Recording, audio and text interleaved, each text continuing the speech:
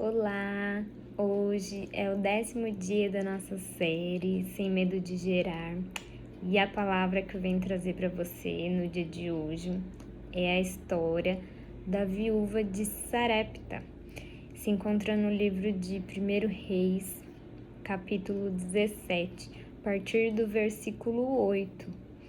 Eu vou ler o 23 aqui para vocês, que vai dizer assim: Então Elias levou o menino para baixo, entregou-o à mãe e disse: Veja, seu filho está vivo. Nós vamos ver aí, através dessa história, da viúva de Sarepta e Elias, o contexto ele vai nos dizer que naquele período, naquela época que eles estavam vivendo, estava tendo aí uma grande crise. Estava havendo fome, seca, por conta do castigo que Deus estava impondo aí para aquela nação. Elias ele estava fugindo da presença do rei Acabe e Deus estava aí provendo na vida dele, dando a provisão quando Deus pediu para Elias ir para a cidade de Sarepta e se encontrar com a viúva, que ela ia lhe conceder aí um abrigo e comida, sustento. Elias foi e ouviu a palavra de Deus, a voz do Senhor. E quando ele entrou naquela cidade, ele se deparou, ele encontrou com essa viúva. Mas essa viúva, ela estava numa condição aí pior do que a dele, né? Porque além de estar na condição de viúva, de ter perdido aí seu marido, ela ainda estava passando por um período de necessidade, de fome, por conta da seca. Ela vai dizer o texto aí que ela estava catando lenha, para fazer o resto da farinha e do azeite para comer com seu filho e eles morrerem, porque ela não via mais saída nem solução, não tinha mais o que essa viúva fazer. Então Elias foi e lhe pediu água e depois ele pediu para ela fazer um pão para ele. E ela questionou ele, falou: como que eu vou fazer, se eu não tenho nem para mim, Eu vou fazer aqui uma mistura para mim com o meu filho comer e a gente vai morrer porque não tem mais. Mas Elias, ele foi e falou para essa viúva: faça, segundo a palavra do Senhor, porque ele não vai deixar faltar nem a farinha nem o azeite até que tudo isso passe, até que essa seca passe e volte aí, as coisas ao normal. Então essa viúva, ela foi e ouviu as instruções de Elias, foi e preparou e deu, para ele comer, e depois eles se alimentaram e essa farinha e esse azeite, eles não acabaram. Eles ainda puderam se alimentar muitos dias, vai dizer a Bíblia, E enquanto eles estavam hospedados ali na casa daquela viúva, o menino dela veio a ficar doente e morrer. E aí essa viúva foi questionar Elias, E Elias foi e levou o menino para o quarto e orou, clamou ao Senhor pela vida desse menino, em favor dessa viúva. E então Deus atendeu o pedido e fez o menino voltar a ter vida. E o que a gente pode aprender aí, através dessa história? Como que essa viúva ela conseguiu gerar aí em meio à crise? Nós vamos aprender que foi através da fé e da obediência que ela teve, seguindo aí as instruções do profeta, ouvindo a voz de Deus. Ela conseguiu atrair da parte de Deus 2 resultados, mas ela teve que ter aí 2 atitudes. Então é isso que eu vou compartilhar com vocês hoje. 2 resultados que eu pude aprender através dessa história, através de 2 atitudes que essa viúva ela teve. Então, primeiro resultado, né, que ela atraiu aí da parte do Senhor por meio do profeta foi a multiplicação. Quando a gente coloca o pouco nas mãos do Senhor, Ele transforma em muito. Foi isso que aconteceu na vida da viúva. Ela tinha só um pouco de farinha, um pouco de azeite, mas quando ela colocou aquele pouco nas mãos do Senhor, Ele multiplicou e Ele não deixou faltar. Assim como também nós vamos ver na Bíblia a história dos 5 pães e os 2 peixinhos. Era uma quantidade insignificante, mas quando colocado nas mãos do Senhor, nas mãos de Jesus, Ele multiplicou aquilo que deu para alimentar uma multidão. Então isso atraiu aí para a vida da viúva o sustento e a provisão que ela estava precisando.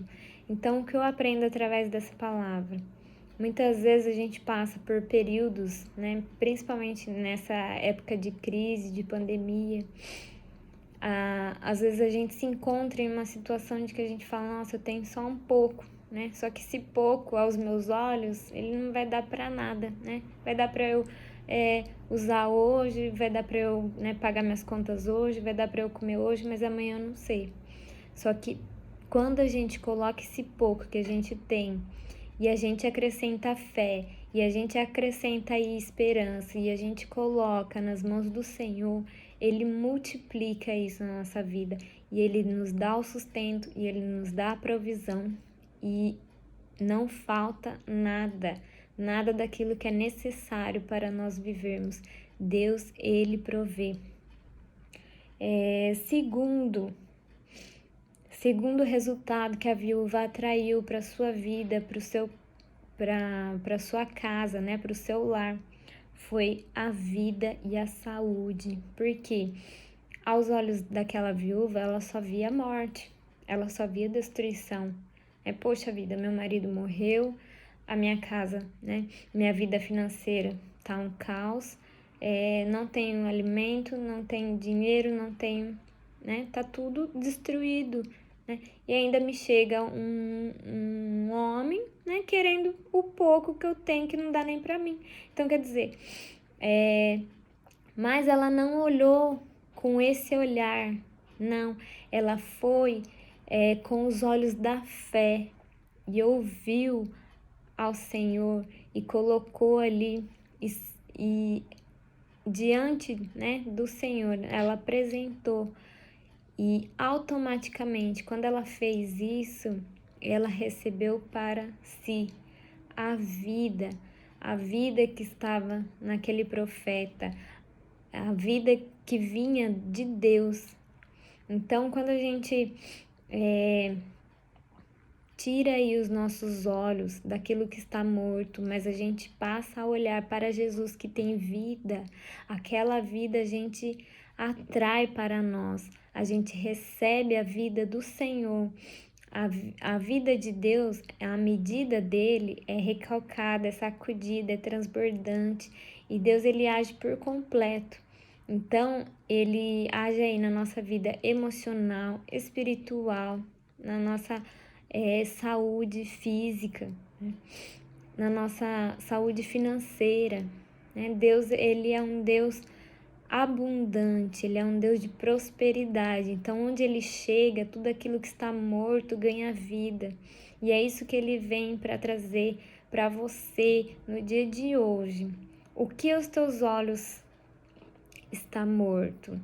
O que, né, perante os teus olhos não tem mais vida? Profetize, use a sua boca para profetizar a vida, a palavra de Deus. Não é por aquilo que eu faço, não é por aquilo que você faz, mas é por aquilo que Ele já fez por cada um de nós. Assim também, né, como a história aí do Vale de Ossos Secos, que Deus ele pediu para Ezequiel profetizar sobre o vale de ossos secos, né? Muitas vezes a nossa visão está assim, né? Quando a gente olha para as coisas, a gente fala, nossa, eu só vejo um monte de ossos secos, né? Mas qual foi a palavra de Deus para Ezequiel? Profetiza. Não é sob a sua palavra, é pela minha palavra que eles vão voltar a ter vida. Qual é a nossa parte? Profetizar, né? Dar lugar à nossa boca para profetizar, para abençoar e chamar a vida do Senhor naquele lugar, naquela casa, naquela família, naquela empresa, naquela situação, naquela área da sua vida que você olha e não vê mais vida, né? Só vê morte e destruição, então profetize sobre ela, porque é pela palavra do Senhor que ela vai voltar a ter vida. Então, esses dois resultados, essa viúva, ela atraiu para a casa dela, mas ela precisou ter duas atitudes para isso se concretizar. E através desse texto, dessa história, a primeira atitude que a gente pode ver aí no texto é que ela colocou o Senhor em primeiro lugar. Ela poderia ter falado assim, não, eu só tenho um pouquinho, eu não vou dar para você não, eu vou comer primeiro, aí se sobrar alguma coisa eu dou para você. Mas ela fez o quê? Ela fez o contrário. Ela foi e entregou, né, primeiro para o Senhor. Ela apresentou primeiro para o Senhor. Muitas vezes a gente deixa aí de receber bênçãos da parte do Senhor por entregar aquilo que é resto, aquilo que é sobra, né? Principalmente aí na área financeira, né? Não só na área financeira, mas em todas as áreas da nossa vida. Deus, ele precisa ser o centro. Nós precisamos entregar a nossa primícia ao Senhor, os primeiros frutos, a primeira porção do nosso dia, a primeira parte, né, da nossa oferta de gratidão, de generosidade. Então, é isso que a viúva fez, que atraiu os olhos do Senhor, que a fez gerar vida, porque ela colocou em primeiro lugar, o Senhor. A Bíblia também vai nos dizer que quando a gente coloca Deus em primeiro lugar na nossa vida, todas as outras coisas nos são acrescentadas. Então, tudo aí, quando a gente coloca o Senhor em primeiro lugar, Deus, ele provê todas as outras coisas que a gente precisa, né? Que a gente necessita. E muito mais, né? Não só pra gente, mas também de modo a abençoar outras pessoas. Segunda atitude que eu vejo dessa viúva foi que ela serviu o seu próximo, fazendo o que ela precisava receber. Olha só, né? Que poderoso isso. Por quê? O que ela estava precisando? Ela estava precisando de alimento. E o que ela fez? Ela entregou o alimento para o profeta, né? Ela fez e entregou para ele. Então, a Bíblia também vai nos dizer: faça para o seu próximo aquilo que você quer que faça com você, porque é melhor a gente dar do que receber. A medida de Deus, ela é assim. Quando a gente faz para o nosso próximo sem esperar nada em troca, quando a gente faz para o nosso próximo como se fosse para nós, o Senhor nos recompensa. O Senhor, ele sabe daquilo que eu e você estamos precisando. Só que para as bênçãos nos alcançar, nós precisamos ter atitudes, né?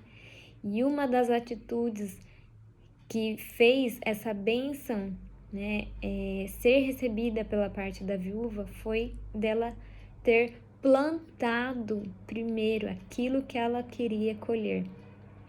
E é assim que a gente também tem que fazer na nossa vida. Se você está precisando o quê? De uma cura, né? Em alguma área, abençoe alguém, né? Nessa área, né, que você está precisando. Faça, né, para alguém aquilo que você quer que faça com você. Eu falo que a gentileza gera gentileza, né? O amor gera amor. Dê tudo aquilo que você quer receber. Ah, estou precisando de uma providência financeira. Mas nós precisamos o quê? Plantar. Antes da gente colher, a gente precisa plantar. Ah, como que eu vou colher dinheiro? Eu preciso plantar dinheiro. Eu preciso ofertar na vida de alguém que está precisando também. Porque é dando que se recebe. Quando eu faço o bem para alguém, né, Deus depois ele nos recompensa. Então, se você foi abençoado, né, através dessa palavra, através desse vídeo, se esse texto, se essa história fez sentido para você, deixe seu comentário, né, compartilhe, curta esse vídeo e continue aí assistindo a nossa série, né? Que Deus te abençoe.